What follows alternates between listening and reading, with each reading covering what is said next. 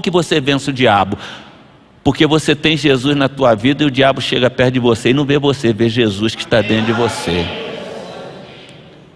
E é isso que nós temos que entender. E eu quero expor um pouco mais a esse respeito, porque muitos homens do passado, eles tinham uma compreensão mais clara a este respeito do que nós temos. Por exemplo, 1 Samuel capítulo 17. Qual é a história que vem à tua mente que está lá em 1 Samuel capítulo 17, se você é um bom leitor da Bíblia? Qual é a história que as crianças aprendem lá na escola bíblica dominical que está lá? A história de Davi vencendo o gigante Golias. Davi um jovenzinho, mas cheio de Deus. E quando eu disse que é na escola bíblica, porque eu lembro até daquela canção que as crianças cantavam. Era uma vez um pastorzinho que se chamava Davi, era tão pequenininho, mas louvava a Deus, cheio de ousadia, grande fé no Senhor, passando um riozinho, 5 pedras apanhou. Não é do tempo de vocês, né? Por isso que está todo mundo aí. Por que Davi pegou 5 pedras? Os pastores não valem, né? Porque se não souberem também, pode voltar para o seminário. Por que Davi pegou 5 pedras?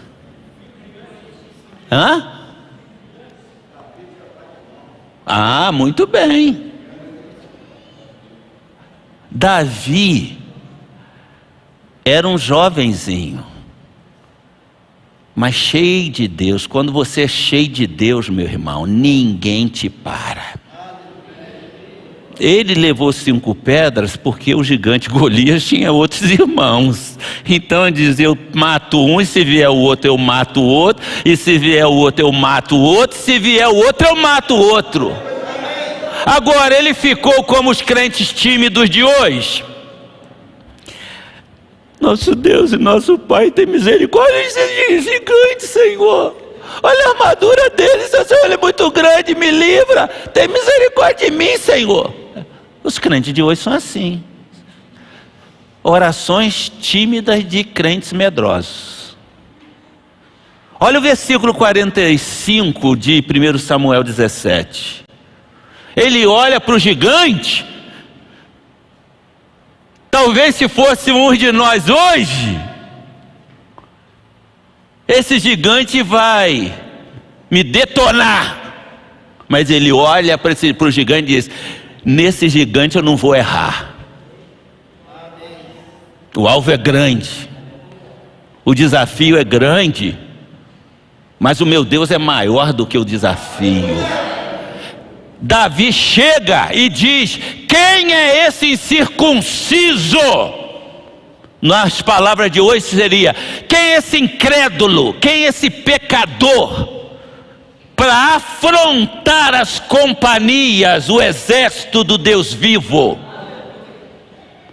O nosso Deus é maior do que os nossos problemas, mas como as pessoas às vezes são tímidas, veem os problemas maiores do que o Deus que serve. Quem é esse incircunciso para desafiar as companhias do Deus vivo? E ele vai dizer: tu vens a mim com lança, tu vens a mim com espada, com escudo, mas eu venho a ti em nome do Senhor Deus dos exércitos, o Deus dos exércitos de Israel, a quem tu tens afrontado. Ele olha para o problema e ele determina a sua vitória sobre o problema. Então, meus amados, quero fazer um parênteses aqui, porque eu falei determinar, e tem uma onda de determinar aí, um monte de crente bola murcha, né, dando ordem em nome do Senhor. E me desculpem, quando a gente fala em determinar, é porque Deus, você tem uma comunhão tão íntima e tão forte com Deus que você pode dizer ao problema, eu te repreendo em nome de Jesus. Mas esse negócio de determinar a riqueza, determinar isso, determinar aquilo, isso aí está por fora, tá certo? Você tem que ter ousadia diante do teu desafio. Você não pode se intimidar, você não pode se acovardar. Agora, se você tiver dúvidas de que Deus está contigo, Samuel, responde doutor Marcos aí para mim, que ele está tentando falar comigo aqui. Vocês não sabem que hoje eu tive que consultar uns médicos aí, que eu estava com uma dor de cabeça tremenda, e eu não sou muito de ter esses problemas não, mas estava com uma dor de cabeça muito violenta. A minha esposa está até ali para me escorar, mas eu chego aqui, filho, eu esqueço de doença, esqueço de tudo.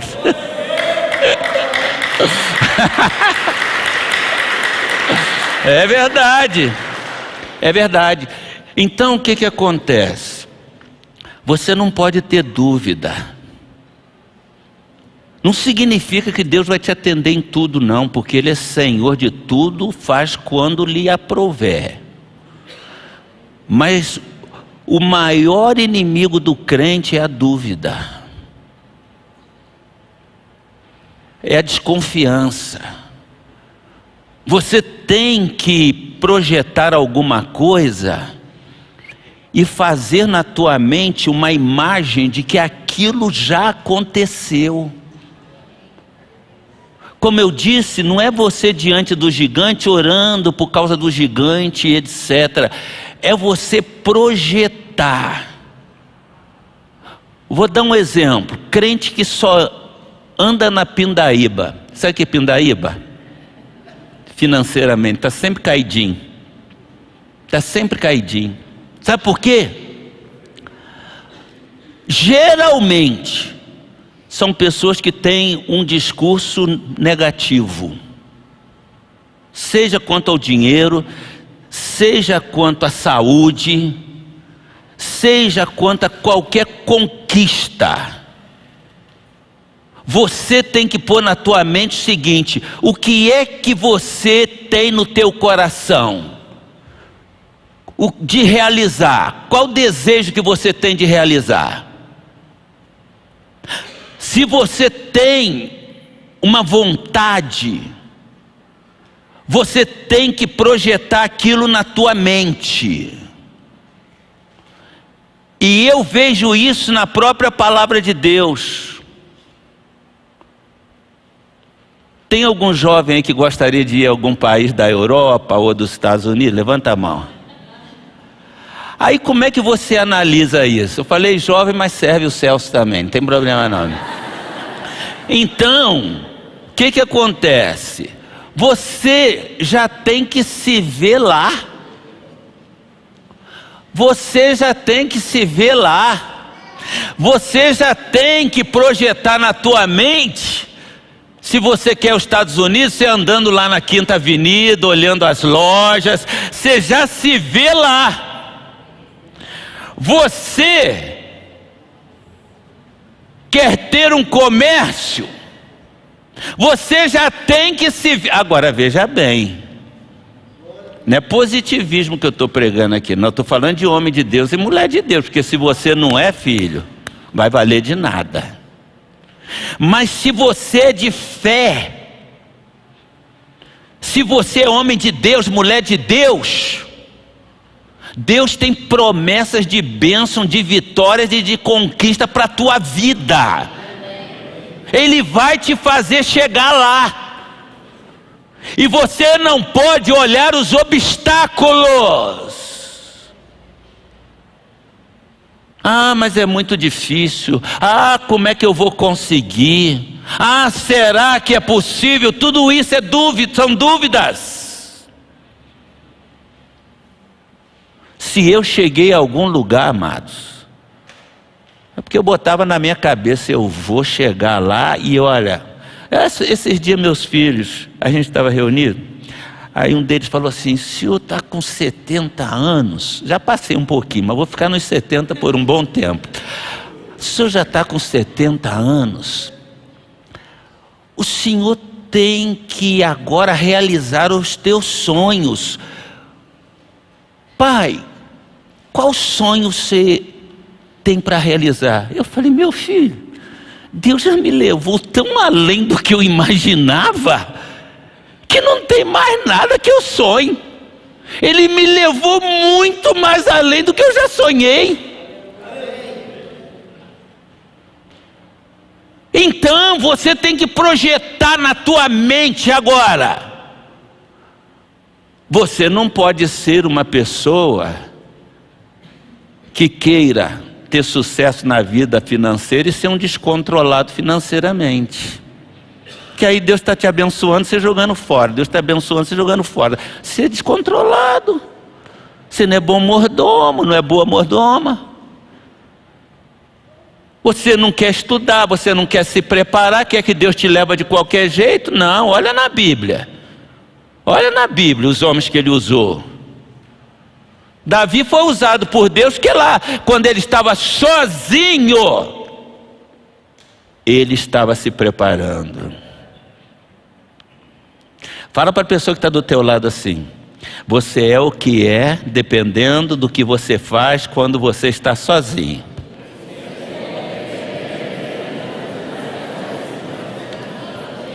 Agora,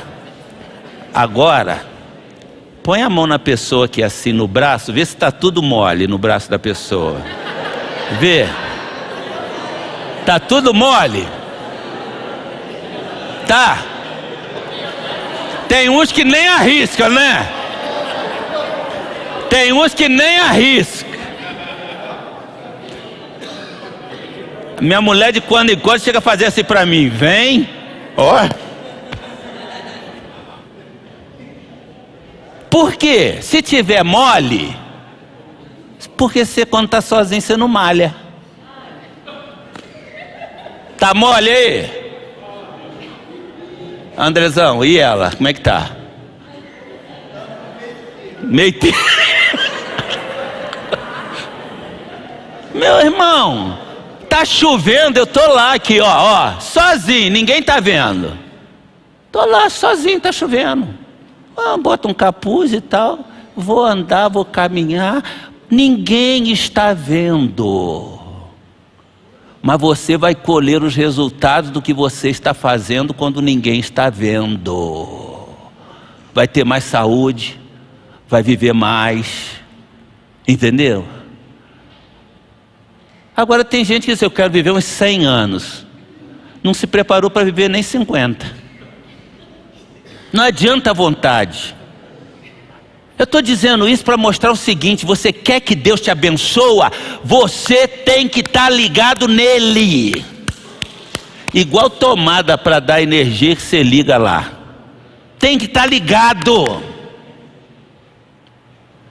Se você não é uma pessoa que confia em Deus, como é que você vai esperar de Deus?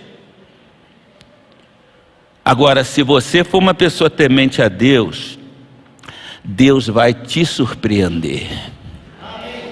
Entendeu? Ele tem muito mais bênção para nos dar do que nós imaginamos. Olha aqui, no livro de Gênesis, no capítulo 15, Gênesis capítulo 15, olha o que diz aí.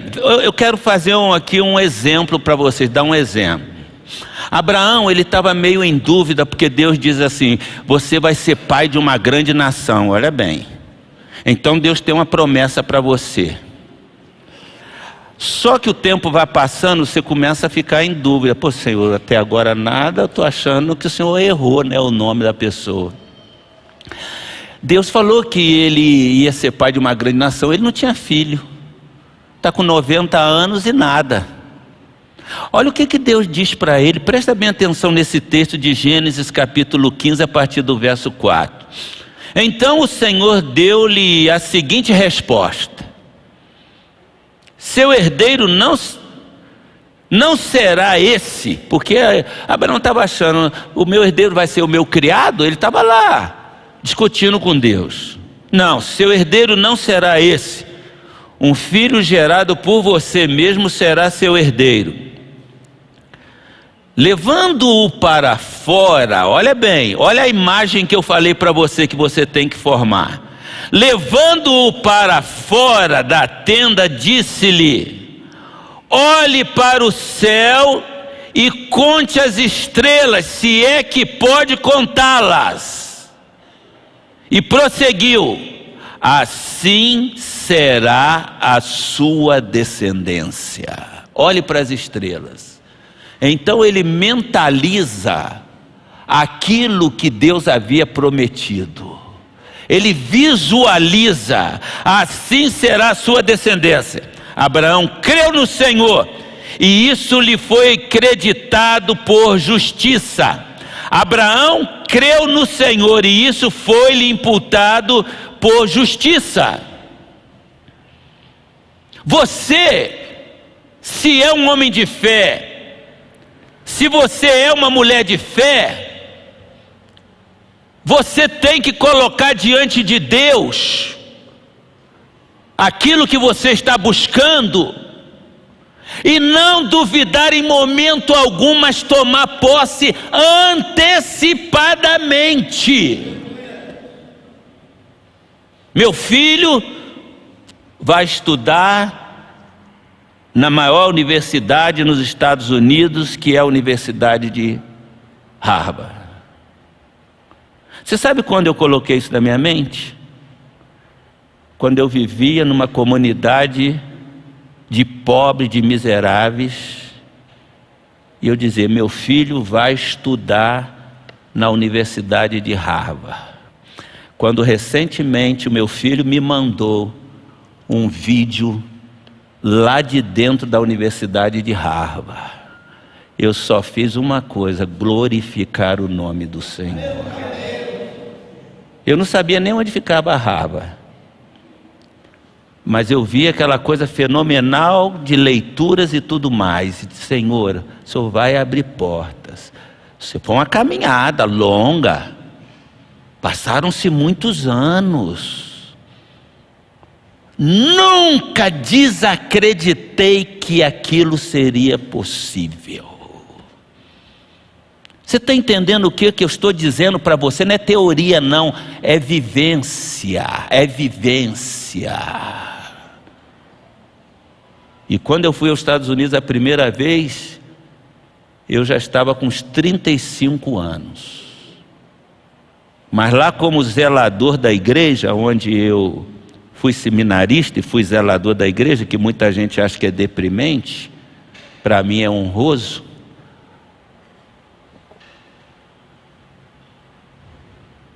Eu estava lá zelando, limpando, né? E limpando como poucos zeladores limpam, com muito cuidado, carinho. Senhor, meu sonho é visitar os Estados Unidos uma vez, Senhor, uma vez. E eu sei que o Senhor pode me levar lá. Já fui umas 50, 70 vezes, vou quase todo ano. Quando eu vejo esse texto de Abraão, o Senhor está dizendo para ele: você está em dúvida? Olha as estrelas, olha as estrelas. E quando você mentaliza, se eu disser para você assim, vou usar a palavra, vou dizer assim: carro. Se eu falar carro, na tua mente já veio um carro, não já? Se eu falar cavalo, cachorro, você já mentalizou um animal. Porque as figuras, elas fazem com que a gente grave na mente aquele objeto ou aquele animal. Quando você deseja alguma coisa, seja uma cura, você está com uma doença grave, mas você tem que orar, e mesmo em meio à enfermidade, você está fazendo lá o tratamento, mas você tem que mentalizar: eu estou curada, Eu estou curado, em nome de Jesus eu estou curado. Porque a maioria fica: Senhor, me cura, cura, Senhor, se o Senhor quiser que seja feita a tua vontade. A vontade dele vai ser feita você querendo ou não. Isso é fé. Não fé natural, fé sobrenatural.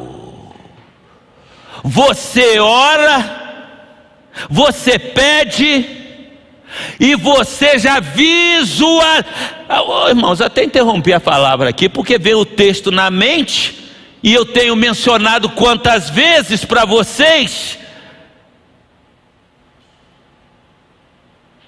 Tudo que pedires em oração, crendo, saibam que vocês já o receberam. Sou eu que estou dizendo não, Marcos capítulo 11. Marcos capítulo 11. Aquele exemplo que Jesus dá da figueira que ele amaldiçoa. Então, Jesus amaldiçoa uma figueira, não amaldiçoa? Usando o quê? A palavra. Nunca mais nasça fruto de ti. A figueira morreu. Palavras matam, palavras dão vida. E no mundo das trevas, eles sabem muito bem usar as palavras para amaldiçoar, para matar, para aterrorizar. Porque o diabo também usa pessoas, e as pessoas fazem uso das palavras para lançar feitiço, para lançar maldição. E a gente precisa usar as palavras para dar vida, para abençoar, sem duvidar. Se vocês tiverem fé, diz Jesus em Marcos 11, vocês vão dizer a essa montanha: lança-te no mar, e vai acontecer. Desde que vocês creiam, tudo que vocês pedirem, vocês já o receberão. Já o receberão. É que muitos de nós aprendeu errado, não é? Enquanto alguns determinam e estão errados, outros ficam na defesa, ficam com medo de usar aquilo que Deus deu. O que Deus nos deu quando criou o ser humano na face da terra? E disse Deus: domine, governe. E como é que você domina? Como é que você amansa um animal? Como é que você domestica um cão ou um outro animal? Usando palavras. Você domina usando palavras. E eu quero usar essa ilustração que Deus deu a Abraão. Olha o que está em Romanos no capítulo 4. Olha o que está em Romanos no capítulo 4. Romanos capítulo 4. Deus vai falando com Abraão aqui no relato de Paulo. A partir do verso 16. Portanto, a promessa vem pela fé, para que seja de acordo com a graça, e seja assim garantida a toda a descendência de Abraão, não apenas aos que estão sob o regime da lei, mas também aos que têm a fé de Abraão, que Abraão teve. Ele é o pai de todos nós. Então nós somos herdeiros da fé de Abraão. Como está escrito: eu constituí pai de muitas nações. Ele é o nosso pai aos olhos de Deus, em quem creu. O Deus que dá vida aos mortos. Agora preste atenção nessa parte. O Deus que dá vida aos mortos e chama à existência coisas que não existem. Deus que dá vida aos mortos e chama à existência coisas que não existem como se existissem. Esse é o nosso Deus. Posso ouvir um amém ou não? Amém. Coisas que não existem, Ele chama à existência. Nós somos herdeiros da fé de Abraão. Nós temos que praticar a fé de Abraão. E qual foi o grande exemplo que Abraão nos deu? Está no versículo seguinte. Abraão, contra toda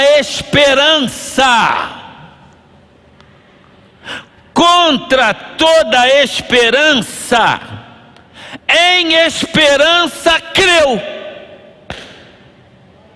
Em outras palavras, alguém diz para você: acabou, já era, não tem mais esperança não. E você diz: contra a esperança eu continuo crendo. Eu continuo crendo. Oh, meus irmãos, minha filha no hospital, nascida com 3,750 kg, com 10 meses tinha 2,7 kg, nascido com 3,750 kg, próximo de fazer um ano, 2,7 kg. O médico disse: pode preparar o caixão. E eu nunca me esqueço daquela cena no hospital, ela deitada, nua, aquele esqueletinho, uma coisa parecia até de lâmina de zinco ou de ferro, sei lá, no hospital, nem lençol tinha. O médico: pode preparar o caixão. E ousadamente eu disse: ela não vai morrer, porque eu creio num Deus que dá vida e nós estamos orando por ela. Minha filha fez 50 anos agora. Não me lembro da minha filha doente mais. Quando fez um ano, eu estava ajoelhado segurando ela para ficar em pé, porque era um esqueletinho. Contra a esperança creu. Não há esperança. Mas se você é um homem de fé, uma mulher de fé, você vai continuar crendo e vai ver o impossível. Eu não sei quais as suas experiências de ver o impossível de Deus, mas se você tiver uma fé que transcende a crença comum, mas essa fé está baseada numa vida de dedicação a Deus, dedicação total, dedicação integral. Os crentes hoje, na maioria, são crentes meia boca, irmãos. Crente de frequentar a igreja de quando em quando, crente infiel nas contribuições, crente que não participa de oração, crente, e aí quer pedir, quer que aconteça o quê? Quer que aconteça o quê? Não depende mais de Deus, não. Não foi isso que eu preguei domingo passado à noite? Quem estava lá e ouviu a mensagem, Jesus desce lá do Monte da Transfiguração, os discípulos estão lá lutando para expulsar um demônio, e Jesus então procura saber da situação, e os discípulos não puderam atender o pedido daquele pai desesperado. Jesus vira para eles: ô geração incrédula e perversa. Chamou os crentes de perversos e incrédulos.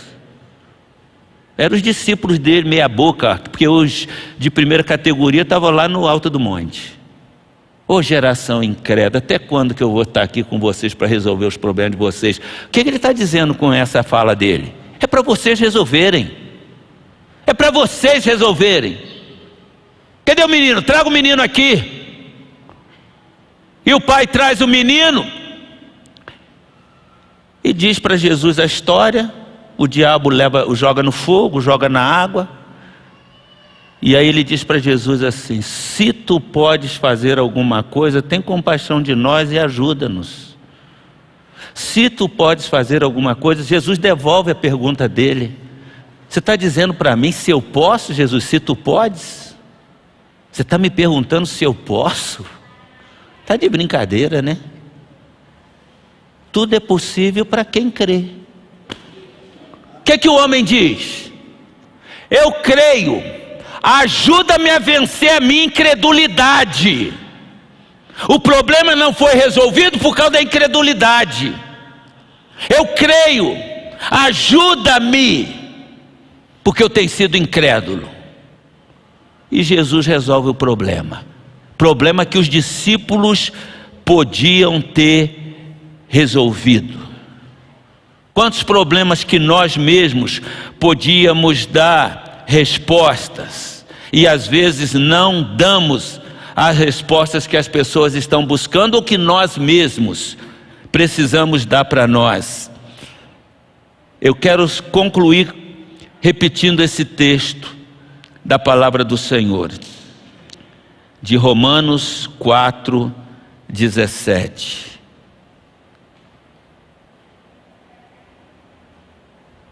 Ele é o nosso Pai, já na parte B, aos olhos de Deus, referindo-se a Abraão, em quem creu, o Deus que dá vida aos mortos e chama à existência coisas que não existem, como se já existissem. O Deus que criou tudo do nada, não havia, e Ele dizia: eu quero que haja isto, e se Ele dá vida aos mortos, se Ele é capaz de ressuscitar os que morrem, eu pergunto para você, o que é que Deus não pode fazer por você ou na tua vida? Não depende dele. Se tu podes, tudo é possível para quem acredita. E aí eu concluo reprisando aquilo que Jesus diz em João capítulo 15. Se vós estiverdes em mim, se vós estiverdes em mim, se as minhas palavras estiverem em vós, vocês vão pedir tudo o que vocês quiserem e vos será feito. Amém. Ou nós cremos na palavra do Senhor e tomamos posse, amados, ou a gente não crê. Mas como nós somos o povo que crê, a conclusão que chegamos é que nós precisamos de mudar de estilo de vida. Você mudar o seu estilo de vida como um crente em Jesus e buscar a Deus mesmo, buscar em espírito e em verdade, você vai experimentar o melhor que Deus tem para a tua vida, não tenha dúvida disso. Amém? Que Deus nos abençoe.